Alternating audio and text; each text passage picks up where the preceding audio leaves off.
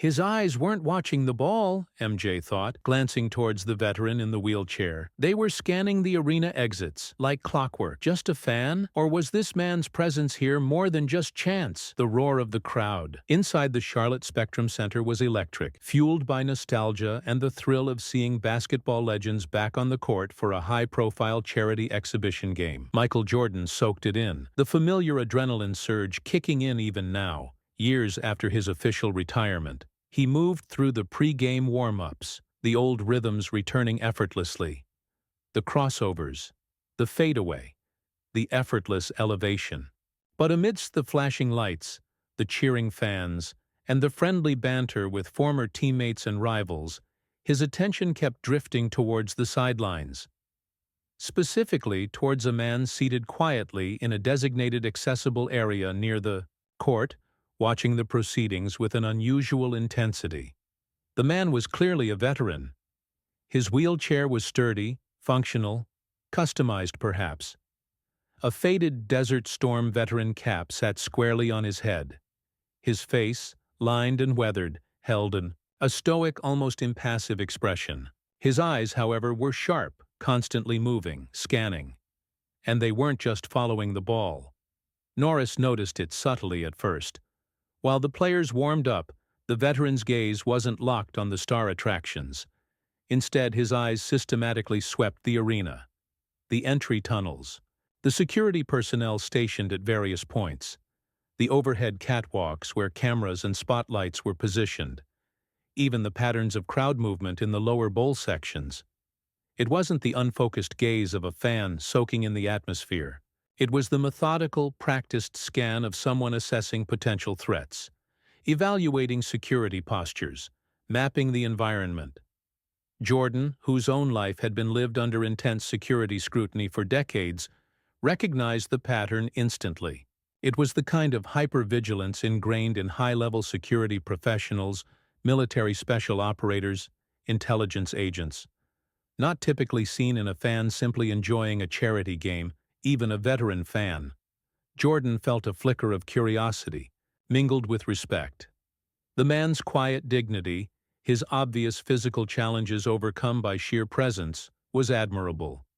During a break in the warm-ups, Jordan caught the veteran's eye and offered a simple, respectful nod.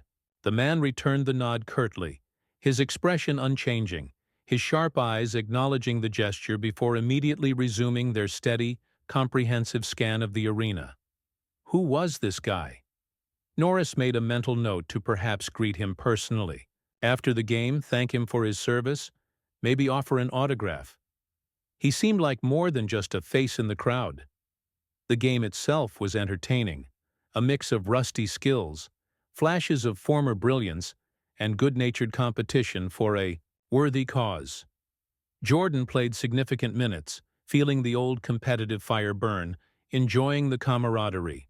But throughout the game, whenever he had a moment on the bench or during a timeout, he found himself glancing towards the veteran. The man remained intensely focused, but his attention wasn't solely on the game's action. He seemed particularly attuned to moments around the game, personnel movements near the team benches, unexpected flashes from cameras in the stands, even the way arena staff communicated on their radios. It was uncanny. It felt like the man wasn't just watching the game, he was working it, running silent surveillance protocols from his wheelchair. After the final buzzer sounded, amidst the cheers and backslapping, Jordan made his way towards the sidelines, intending to speak with the veteran. But the man was already maneuvering his wheelchair efficiently towards a side exit, moving with a speed and purpose that seemed slightly at odds with his apparent physical limitations. Before Jordan could reach him, he was gone, disappearing, into the backstage corridors used by staff and security. Strange. Why the quick exit? Why avoid the post-game mingling, the potential chance to meet players? It deepened the mystery surrounding the observant veteran.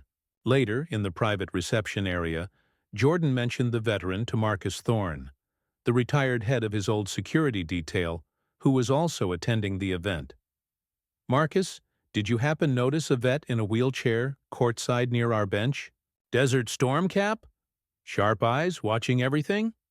Thorne frowned thoughtfully, accessing his mental database. Yeah, I clocked him, boss. Ex-military, definitely. The way he scanned professional grade.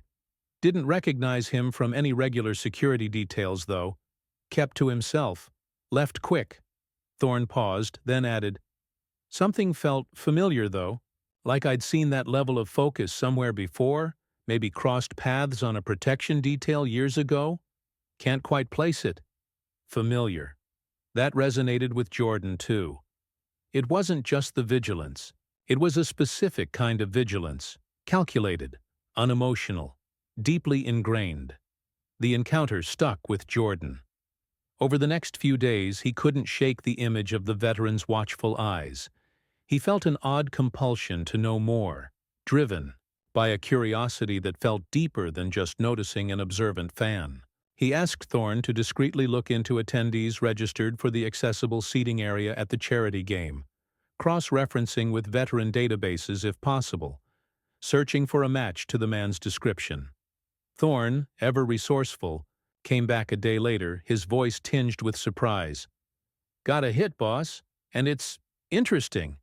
Name's Colonel Samuel Hastings. Retired, Army. Career was mostly classified. Records are heavily redacted, but indications point towards Delta Force or similar Tier 1 unit. Specialized in counterterrorism, high-risk protective services, medical discharge after an IED incident in Iraq, severe leg injuries. Colonel, Delta Force. Classified career, protective services. The pieces slammed into place. Hastings wasn't just a veteran. He was former elite special operations, likely involved in protecting high-value targets in hostile environments. His intense scanning of the arena wasn't just habit. It was ingrained operational procedure, still running even in retirement, even as a spectator. This was the midpoint, the revelation of the veteran's elite background. It explained the vigilance, the professionalism, the quiet intensity. But it also raised a new, far more intriguing question. Why was Colonel Samuel Hastings, a retired Delta Force operator specializing in protection, attending this specific charity game and watching Michael Jordan with such focused analytical intensity? Was it simple admiration for another professional operating at the top of his game? Or was there a deeper, more personal connection? Jordan felt a prickle of unease. Could Hastings have been involved, perhaps peripherally, in his own security? Details at some point? Maybe during overseas trips, sponsor events in unstable regions? The possibility felt both remote and disturbingly plausible.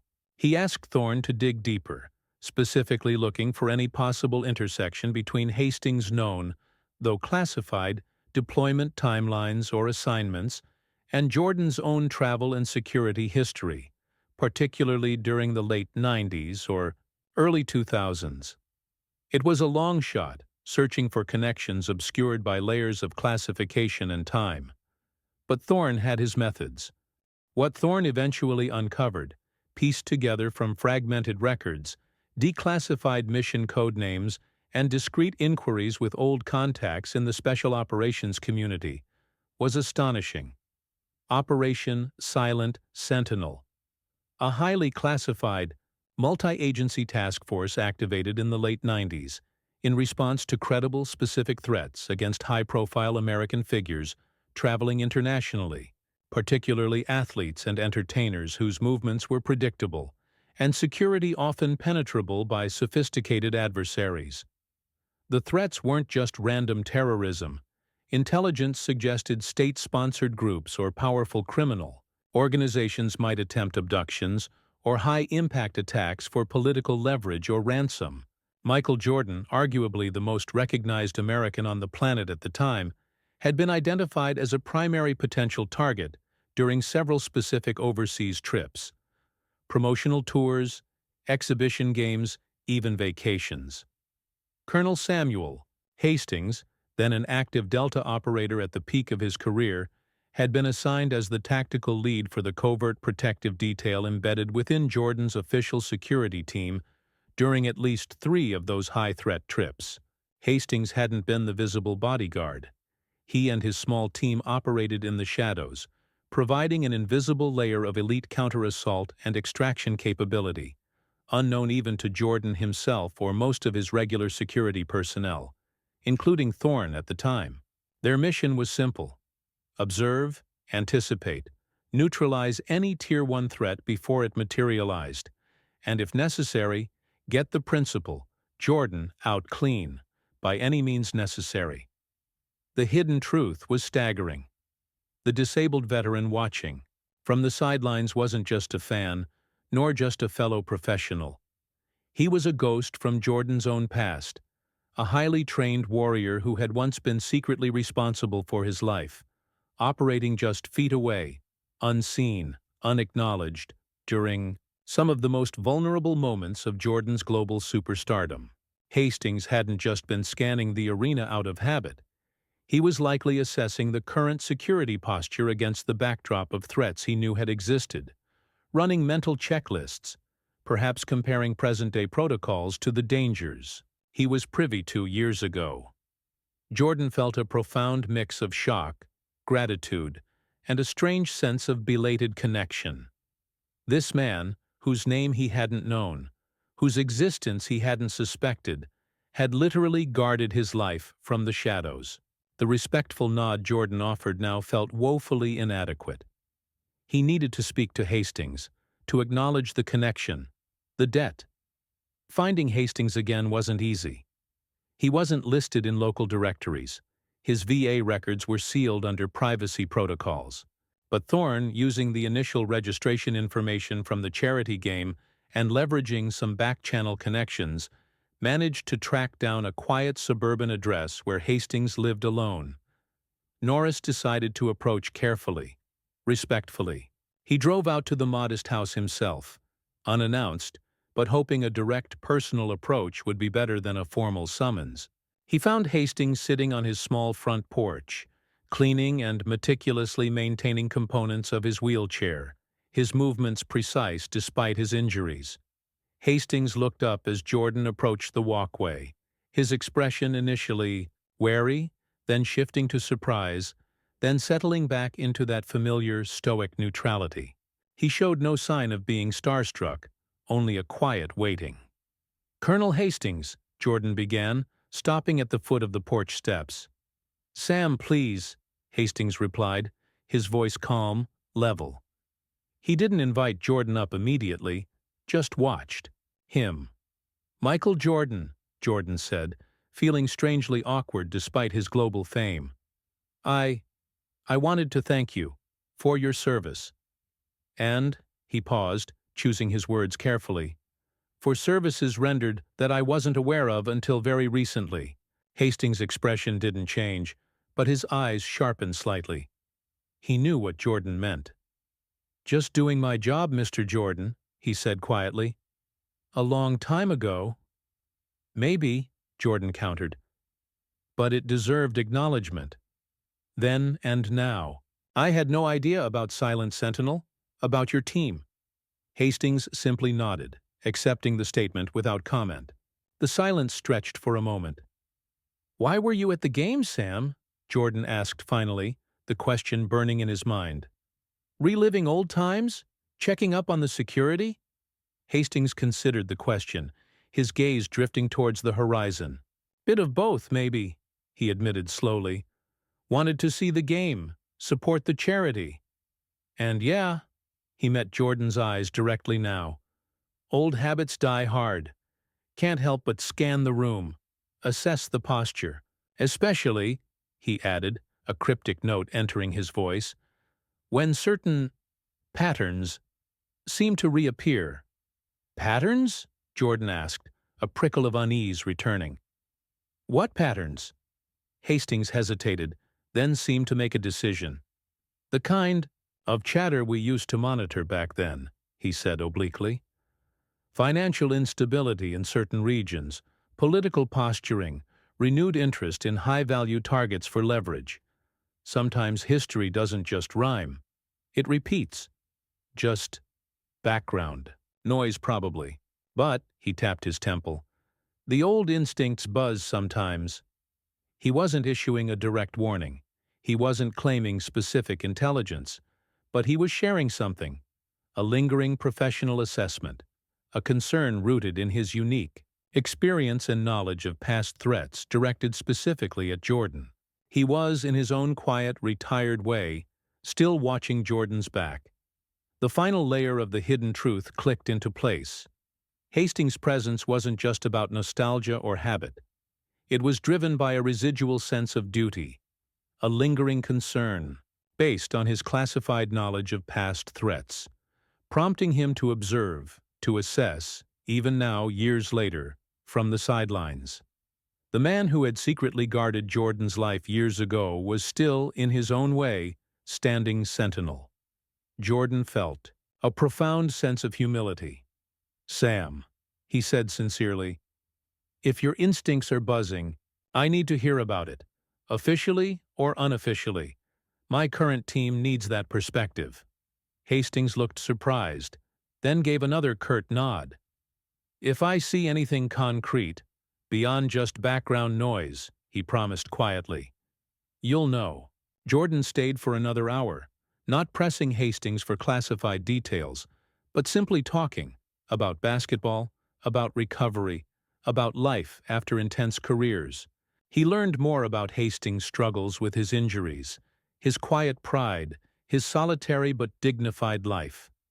When Jordan left, he had not only acknowledged a forgotten debt, but had also gained an unexpected, invaluable ally, the quiet warrior, in the wheelchair whose hidden history held knowledge that could still resonate today.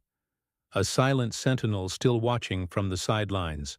How much do we truly know about the hidden histories and unseen contributions of the veterans living among us, and what forgotten knowledge might they hold? What does a lifetime of service and vigilance truly look like, even after the uniforms comes off? Share your reflections in the comments and subscribe for more stories revealing the extraordinary depths hidden within quiet lives.